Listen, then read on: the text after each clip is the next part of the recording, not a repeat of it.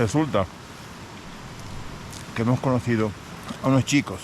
Estoy haciendo café, chicos, miren. Hemos conocido aquí en el refugio a un grupo de chicos que eran muy simpáticos. Nos estuvimos durmiendo al lado de nosotros ayer. Bueno, Javi se durmió, empezó a roncar, pero normal. Yo, en cambio, empecé a roncar tanto. No, yo muy fuerte. ¿Eh? Lo tuyo es fuerte, ¿sí? Sí, ¿tú me oíste? Sí. ¿Tú me oíste roncando? Sí. Mierda. Que yo oía que el de abajo de mí nada más decía...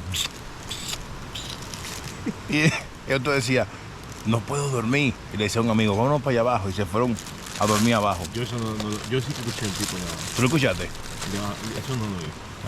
Dije, vamos por la cocina, que no puedo dormir. Y la verdad es que ellos van a ver este video porque ellos que me van a seguir.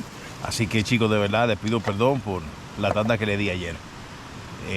No dejé, de hecho empezaban a reírse de mi ronquido, pero bueno. Sí, ya, porque no hay nada. Bueno, chicos, y así queda un café en el Pirineo francés. Miren qué chulo quedó. Ay. Y pensar que nuestras mujeres no entienden que esto es lo que nos gusta, ¿eh? Bueno, nos gustan otras cosas también. Lo bueno de nosotros es que lo disfrutamos todo. Ah, sí. Ah, eso sí. Muy bien, Javi. Javi, entonces,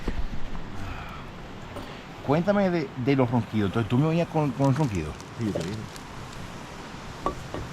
Loco, no dejaba dormir a nadie. Y yo sé que se hablaban entre ellos en francés y cada vez yo roncaba.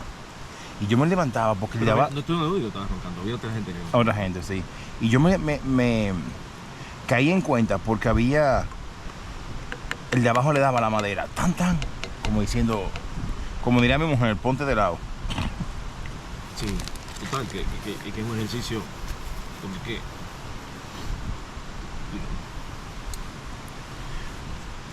Oye, que estábamos cansados, Javi. No, eso, tu tronca, ¿ves? Ah, así.